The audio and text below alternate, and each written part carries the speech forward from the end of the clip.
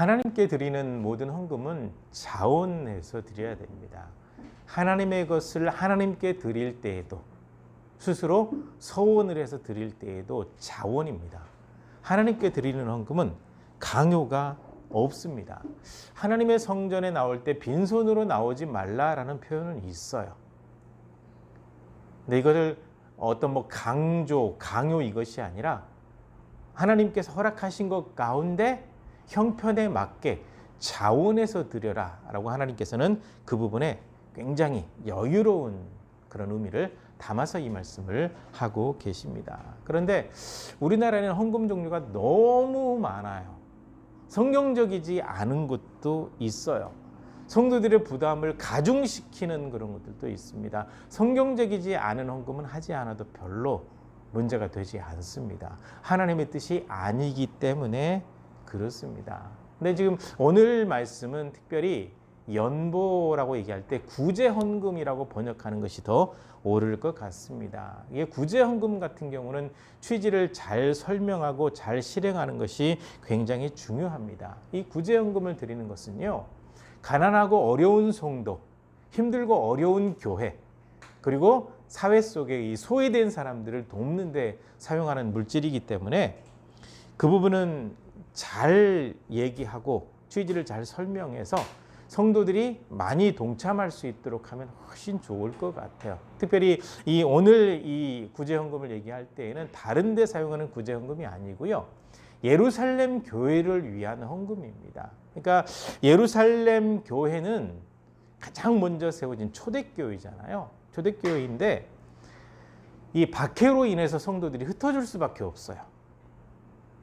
그 산술적으로 따져보면 한 2만에서 2만 5천 명, 많게는 3만 명 정도 모였던 교회인데 박해로 인해서 흩어져요. 사도들은 남아있는데 성도들은 많이 흩어져요. 그리고 사도들 가운데도 예수님의 보내심을 받아서 여러 나라로 흩어져서 복음을 전하게 되죠. 그렇다 보니까 예루살렘 교회가 굉장히 힘들어요. 신앙을 지켜나가야 되는데 힘들어요. 그 이유가 있습니다. 유대인들이 충분히 넉넉하게 물질을 가지고 있는데 유대교에 속한 사람들에게는 구제를 해줘요. 근데 예수님 믿는 사람들에게는 구제를 막아버리거든요. 그러니까 이제 믿음을 지키고 있는 사람들이 교회에 가서 이제 좀 부유한 사람들이 재산을 처리해서 드린 그 헌금을 통해서 먹고 살았는데 시간이 지나고 나니까 그것도 이제 고갈이 되어버려요. 어려워요. 믿음을 지켜나가기조차 힘들 정도로 경제적인 어려움까지 처하게 돼요. 그래서 수리아에 있는 안디옥 교회가 먼저 구제헌금을 했고, 그 다음에 바울 사도가 개척한 많은 교회들에게 바울 사도가 이 구제헌금 좀, 예루살렘 교회를 위해서 구제헌금 좀 하라고 얘기를 해서 예루살렘 교회로 계속 보내게 되죠. 바로 그런 취지의 구제헌금이기 때문에 많이 하라고 얘기하고 있습니다. 예루살렘 교회가 너무 힘들기 때문에 조금 무리가 되더라도 많이 해라, 그렇게 얘기하면서 지금 이 디도를 보냈거든요. 고린도 전서를 가지고 간 사람도 디도, 고린도 후서를 가지고 간 사람도 디도. 누가 갈래? 그랬더니 제가 가겠습니다. 자원해서 간 거예요. 그래서 이 편지를 보내면서 여러분들이 충분히 헌금을 준비를 해서, 구제헌금을 준비를 해서 디도와 함께 가는 사람들에게 맡겨도 이 사람들은 그 헌금을 절대로 다른 데로 유용하지 않고 정직하게 예루살렘 교회에 전달하거나 함께 모아서 전달할 수 있는 사람들이기 때문에 걱정하지 말고 그들에게 맡겨라. 신실한 일꾼이고 믿음의 사람이고 나의 동역자다라고 디모데를 소개하고 있죠. 그리고 이제 계속해서 언급하고 있는 것이 여러분들이 최선을 다해서 헌금을 해도 예루살렘 교회는 부족할 수 있습니다. 그러나 그 부분은 여러분들이 염려할 것이 하나도 없습니다. 옛날 광야에서 우리 선조들이 하나님께서 내려주시는 만나를 이렇게 아침마다 거두었던 적이 있거든요. 이때 하나님께서 어떻게 기적을 행하셨냐면 적게 거둬가지고 온 사람도 먹는데 부족함이 없었고 많이 거둬가지고 온 사람도 남지 않았습니다. 그러니까 여러분들이 최선을 다해서 헌금을 하지만 이게 부족할까 많을까 걱정할 게 하나도 없습니다. 하나님께서 필요에 따라서 딱 적당하게 행하실 것이기 때문에 여러분들은 정성 모아서 헌금을 하면 됩니다. 라고 하면서 여러분들이 정말 하나님을 사랑하고 바울사도 말이죠. 나를 사랑한다고 한다면 그 사랑을 예루살렘 교회를 돕는 것으로 좀 나타내 주었으면 좋겠습니다. 이렇게 해서 간절한 마음으로 부탁을 하고 있죠. 지금 코로나 시국에 안타까운 소식들이 참 많이 들려오거든요. 어떤 교회는 이 개척교회니까 월세조차 제대로 낼 수가 없어서 교회 문을 닫아야 될 그런 위기에 처해 있는데 이런 교회들이 너무 많다고 해요. 정말 힘들다고 하거든요. 지금 이 시대가 지금 구제연금이 많이 필요한 시대가 아닌가 하는 생각이 드는데요. 하나님께서 원하시는 것은 모든 믿음의 사람들이 함께 사는 것이기 때문에 혹 어려운 교회 얘기 들으시면 조그만 정성이라도 모아서 헌금을 할 수 있었으면 좋겠습니다. 이 바울 사도는 고린도 교회에 편지를 보내면서 구제 헌금을 하기로 했으면 미리 준비해라 라고 얘기를 하고 있습니다. 이렇게 된 데는 배경이 있어요. 문맥을 쭉 읽다 보면 바울 사도가 고린도 교회에 있을 때 그 사람들은 도움이 필요하면 언제든지 하겠습니다. 물질이 되었든 뭐가 되었든 언제든지 하겠습니다라고 바울 사도에게 다짐했던 적이 있는 것 같아요. 그러니까 여러분들이 예전에 그렇게 하겠다라고 이미 얘기를 했습니다. 언제든지 돕겠다고 했는데 지금이 그때입니다. 라고 하면서 미리 준비할 수 있었으면 좋겠습니다. 라고 하면서 바울 사도가 한 가지 더 얘기를 해요. 고린도 교회 성도 여러분, 제가 마케도냐 지역에 갔어요. 마케도냐 지역에 가가지고 제가 그 얘기를 했거든요. 이 아가야 지역에 있는 고린도 교회에 포함된 지역이죠. 여기에서는 벌써 1년 전부터 구제헌금을 준비하고 있습니다. 그러니까 바울 사도에게 약속했던 그 시점을 같이 이렇게 연결해서 얘기를 하는 것 같아요. 그래서 마게도냐 지역에 가가지고 아가야 지역에서는 지금 예루살렘을 위해서 구제헌금을 1년 전부터 준비하고 있습니다. 그랬더니 바로 마케도니아에 있는 성도들이 무리가 될 정도로 그분들이 그렇게 한다면 우리도 정성을 모아야죠. 많은 헌금을 했다라고 소개를 하고 있습니다. 그러면서 그 얘기를 하는 거죠. 이 이제 구제헌금을 이렇게 모아가지고 쭉 진행해서 예루살렘 교회까지 갈 텐데 여러분의 교회도 들을 겁니다. 이때 마케도냐에서 이 헌금했던 성도들도 함께 동행하게 될 텐데 여러분들이 만약에 준비해 놓지 않게 되면 너무 이게 부끄러운 일이 될 수가 있으니까 그래서 편지를 미리 보냅니다. 미리 준비해서 부끄러운 일을 당하지 않도록 그리고 최선을 다해서 하나님의 교회 예루살렘 교회를 돕는데 헌신한다는 모습을 보여줄 수 있었으면 좋겠습니다. 라고 할 때 미리 준비하는 얘기는 이거는 좀 강조예요. 강요이기도 하고 꼭 그렇게 하기를 바랍니다. 이렇게 얘기를 하고 있죠. 근데 이 부분은 상당히 중요한 것 같아요. 하나님께 드리는 헌금은 미리 준비가 돼야 됩니다. 만약에 11조 예물을 드린다고 한다면 11조 미리 준비를 해야죠. 하나님의 것을 먼저. 그리고 어떤 예물이 되었든지 미리 준비. 그래서 구제헌금을 드릴 때에도 미리 작정하고 준비하는 것이 필요하거든요. 이게 필요한데 구제헌금, 바울 사도가 오늘 말씀을 통해서 구제헌금을 강요하고 있어요. 강요하면서 특별히 구제헌금에 대해서 몇 가지 얘기를 하고 있습니다. 첫째로 구제헌금은 많이 할수록 좋다라고 이야기를 하죠. 사람이 무엇으로 심든지 그대로 거두리라. 갈라디아서 6장 7절 말씀이거든요. 그러니까 사람이 행위로 선한 행위를 심게 되었으면 선한 열매를 거두게 되고 사람들에게 은혜를 베풀었으면 언젠가 그 은혜를 받아 누리게 된다. 악을 심했으면 반드시 그 악이 돌아온다. 이 문맥이 이렇게 연결이 되어지는데 헌금도 여기에다 같이 비유를 하고 있습니다.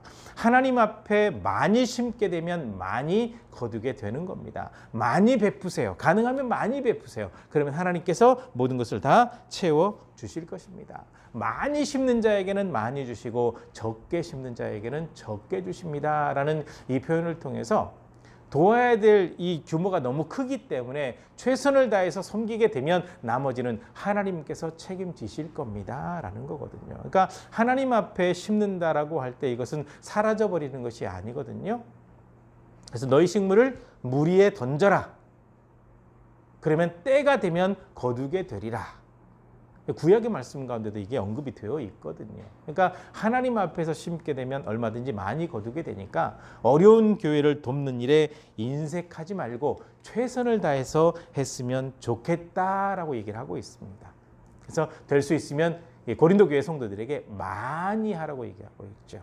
형편에 맞게 많이 얘기하고 있고, 그다음에 두 번째로 얘기하고 있는 것은 무엇이냐면 구제 헌금을 드리려고 하면 즐거운 마음으로 드려야 됩니다 라는 거죠. 많은 성도들이 조금 착각하고 있는 게 뭐냐면요, 구제 헌금은 그 혜택을 누리는 사람에게나 교회에 준다고 생각을 하거든요. 근데 그렇지 않아요. 모든 헌금은 다 하나님께 드리는 거거든요. 하나님께 드리는 것을 즐거운 마음으로 드려야지 인색한 마음이나 다른 마음으로 드리게 되면 하나님께서 그것을 기쁘게 받지 않으시거든요. 그러니까 인색한 마음이 뭔가라고 봤더니 돈 쓰는 것이 너무 슬퍼요. 그래서 돈을 안 써요. 돈을 쓰고 나면 너무 아까워요. 이게 바로 인색한 마음이거든요. 자린고비하는 사람들, 뭐 구두쇠 이런 사람들의 특징이 바로 이 인색함이거든요. 근데 이게 구제헌금 꼭 해야 돼? 내가 이게 교회에서 맡은 직분이 있으니까 안 할 수는 없고, 얼마 해야 적당하지? 차라리 하지 마세요. 직분이 헌금 얼마 하라는 그런 것을 강요하는 거 아니거든요. 자원해서 해야 되거든요. 즐거운 마음으로 해야 되거든요. 혜택을 받을 사람이 아니라 하나님 앞에 즐거움으로 드릴 수 있어야 돼요. 그래야 하나님께서 그것을 기쁘게 받으신다라는 겁니다. 그리고 억지로도 안 돼요. 10억 있습니까? 10억? 네, 감사합니다. 5억 있습니까? 5억? 네, 감사합니다. 성전 건축할 때 눈 감게 해놓고 부흥 강사 불러가지고 작정할 때 하는 그 멘트예요. 그 잘못됐죠. 집 팔아서 드릴 분 계십니까?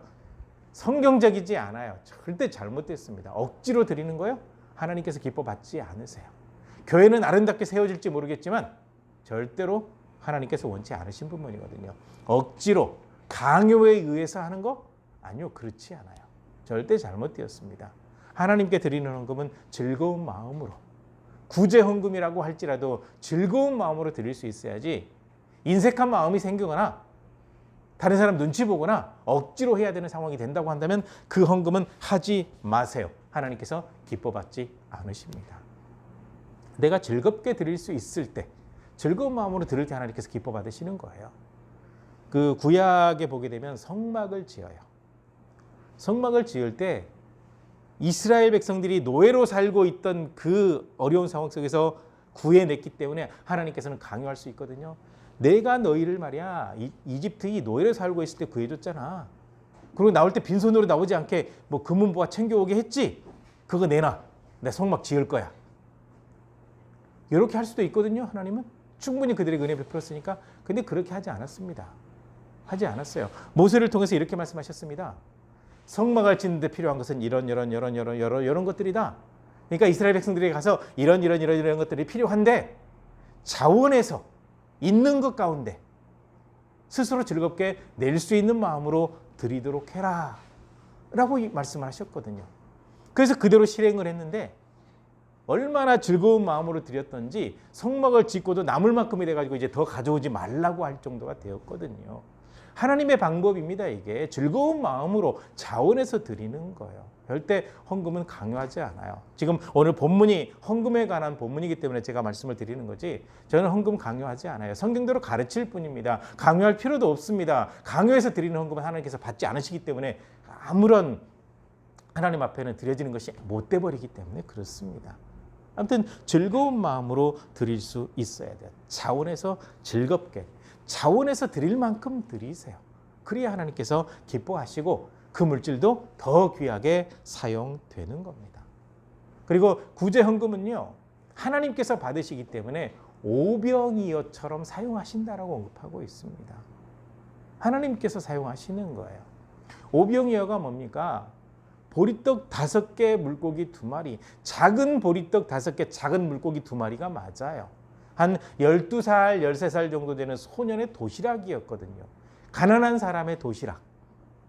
보리떡 작은 것 5개, 물고기 작은 것 2마리였습니다. 거기에 모여있는 사람은 장정만 5천 명이니까 최소 2만 명에서 3만 명으로 추정이 되어져요. 여인들, 어린아이들, 연세 많은 노인들까지 같이 포함되어 있으니까 많게 잡으면 3만 명 정도 된다고 보시면 될 것 같아요.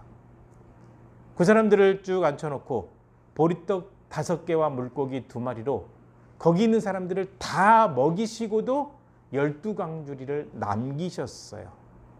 예수님께서 그렇게 하셨어요. 하나님께서 행하신 놀라운 기적이죠. 바로 예수님은 하나님께서 사람의 모습으로 이 땅에 오신 분이기 때문에 그렇습니다. 오병이어죠. 오병이어. 작아요. 이 작은 것 보잘것없는데 이것이 얼마나 쓸모나 있겠습니까? 라고 제자가 가져왔어요. 그런데 5천 명이 먹고도 12광주리가 남았어요. 하나님께서 행하시니까. 그러니까 구제헌금을 드릴 때 그냥 걱정할 거 없어요. 내 형편대로 드리면 돼요. 즐겁게 드릴 만큼 드리면 돼요. 하나님께서는 그것을 기적의 도구로 쓰시는 겁니다. 부족하지 않게 사용되도록 어려운 그 교회나 어려운 사람들을 충분히 구제할 수 있는 방향으로 사용되도록 하나님께서 역사하신다는 겁니다. 그러니까 나머지는 하나님께서 책임지실 거니까 여러분들은 형편대로. 그러니까 바울 사도는 여기다 좀 간절한 마음이 있어요. 형편이 넉넉한 사람은 좀 더 많이 형편에 지나도록, 능력에 지나도록 예루살렘 교회를 사랑하는 그 마음이 거기 담겨 있습니다. 그런데 핵심은 뭐냐? 형편대로 능력껏 드리세요. 그러면 나머지는 하나님께서 책임지십니다. 라는 거예요. 그리고 마지막으로 언급하고 있는 것은 무엇이냐면 구제헌금이라고 하는 것은 목적대로 사용될 것입니다. 걱정하지 마세요.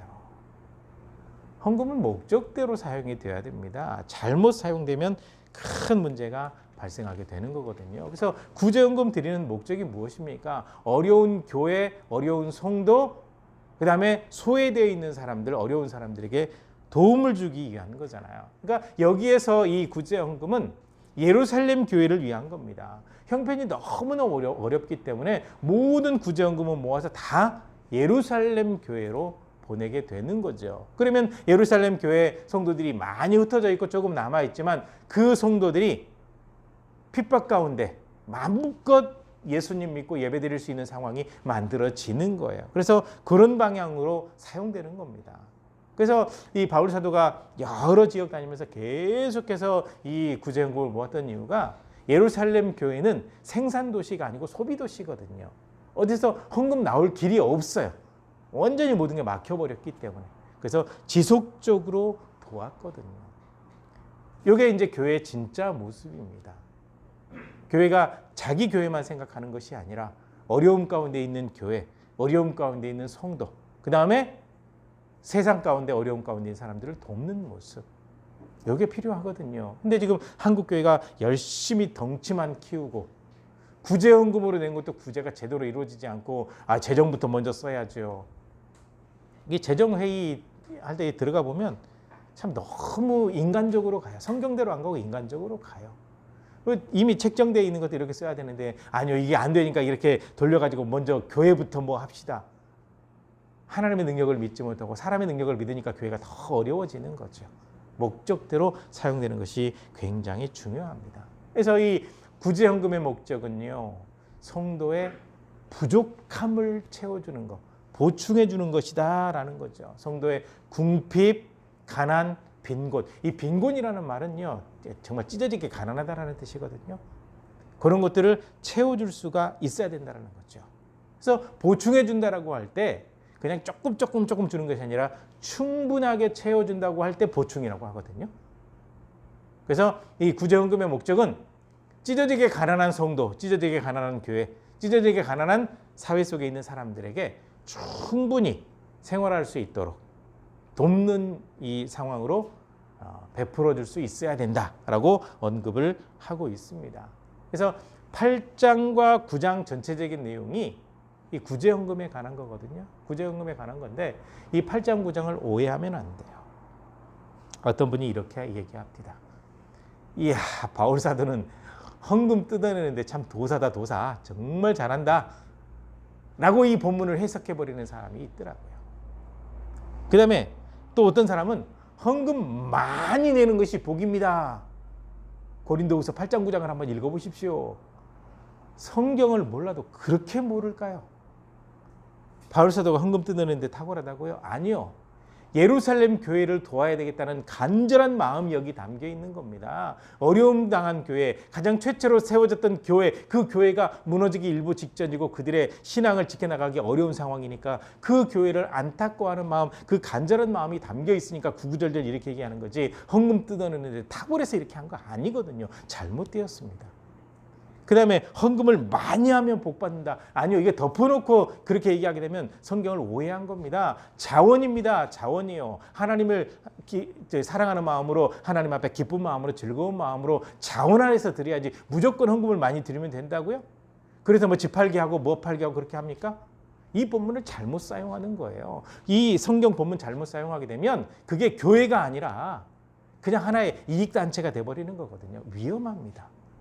절대로 그렇게 되면 안 됩니다. 구제헌금이요. 이거는 반드시 목적대로 하나님께서 원하시는 대로 사용되어야 하는 겁니다. 어려움 가운데 핍박받고 있는 교회를 외면할 수 없는 사도 바울. 이 사도 바울은 한때 핍박자였거든요. 핍박을 가해하는 사람이었거든요. 예수님을 알기 이전에 예루살렘 교회가 무너지는데 일조한 사람이죠. 초대교회가 무너지는데 일조한 사람이죠.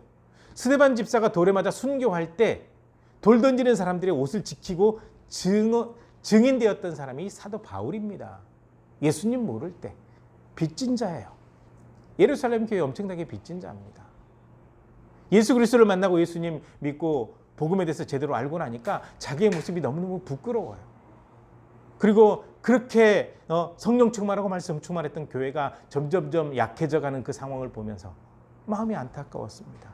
어떻게 해서든지 저 교회는 지켜야 된다. 어떻게 해서든지 저들이 믿음을 지키도록 해야 된다. 어떻게 해서든지 저 교회가 지켜져야 핍박하고 있는 저 유대인들에게 복음 전할 수 있다라고 하는 그런 간절한 마음이 담겨 있는 걸로 저는 보여지거든요. 그 간절한 마음이 있어요. 그래서 예루살렘 교회를 돕기 위해서 간절한 마음으로 편지를 썼는데 헌금 뜯어내는데 아주 탁월하다고요. 헌금은 무조건 많이 해야 된다고요. 오해를 해도 그렇게 오해할까요? 아전인식극을 해석을 해도 그렇게 나쁘게 해석을 할까요? 그 해석 절대로 듣지 마십시오. 잘못된 설교, 잘못된 해석이 너무나도 많습니다. 여기에는 바울 사도의 간절한 마음이 담겨 있습니다. 예루살렘 교회를 든든하게 지켜야 된다라고 하는 그런 간절함이 여기 담겨 있습니다. 그리고 이왕이면 믿음의 사람들이 헌금해서 그 교회를 지킬 수 있었으면 좋겠다라고 하는 그런 간절한 마음이 바로 여기에 담겨 있는 겁니다. 그래서 믿음의 사람들에게 과하더라도 좀 최선을 다해서 자원하는 마음으로 하나님 사랑 표현, 나를 사랑하는 표현을 예루살렘 교회를 돕는 방식으로 좀 여러분들이 해줬으면 좋겠습니다. 라고 하죠. 이렇게 해서 이제 고린도 교회도 헌금을 하게 되고 바울 사도가 선교 다니면서 개척했던 수많은 교회들, 바울 사도가 개척하지 않은 교회들까지도 함께 동참을 해서 헌금을 하고 예루살렘 교회를 돕기 위해서 최선을 다하게 되는 겁니다. 지금 코로나가 지금 전 세계를 휩쓸고 있습니다. 특히 한국 교회는 더 큰 위기에 처해 있습니다. 한국 교회 특히 개척 교회가 굉장히 많거든요. 적어도 70에서 80%가 100명 이하의 교회거든요. 한국 교회가.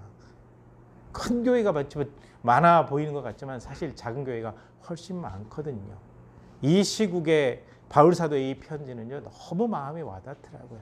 이 편지를 읽으면서 바울 사도가 예루살렘 교회를 사랑하는 모습이 참 이렇게 보이는데, 어떻게 하면 우리도 정말 작은 교회지만 우리도 도움을 받아야 되는 교회이긴 하지만 어떻게 하면 좀 도움을 줄 수 있을까 하는 생각이 참 많이 들더라고요. 그래서 이 바울 사도의 편지를 다시 한번 읽어보시면서 우리 성도님들이 꼭 우리 교회 아니더라도 가까운 교회 가운데 정말 어려운 교회가 있다고 한다면 그들에게 조금이라도 정성 모아서 구제헌금을 할 수 있었으면 좋겠습니다. 함께 동참했으면 좋겠습니다. 그리고 같은 믿음의 사람들에게 계속 전파해서 같이 동참하고 한국 교회를 살리는 일에 헌신할 수 있었으면 좋겠습니다. 모든 성도들의 부족함을 채워주는, 그리고 한국교회의 어려운 시국에 이 개척교회의 어려움을 채워주는 구제헌금이 지금 필요한 시기거든요. 바울 사도의 그 마음을 우리도 함께 닮아서 함께 동참하고 섬기는 가운데 여러분의 작은 정성을 모아서 가장 가까이에 있는 그런 교회들에게 도움을 줄 수 있었으면 좋겠고요. 하나님께서 원하시는 방향으로 하나님께 영광 돌리는 방향으로 계속해서 베풀 수 있는 그런 삶이 되었으면 좋겠고요. 또 하나님께서 항상 모든 것을 충만하게 채워주신다는 그 믿음 가운데 나눌 수 있는 것을 충분히 나눌 수 있는 그런 모든 삶을 통해서 하나님의 말씀대로 실천하고 순종하는 신앙의 모습, 이 모습이 항상 하나님 앞에서 잘 지켜지게 되시기를 주의 이름으로 간절히 부탁을 드립니다. 기도하시겠습니다.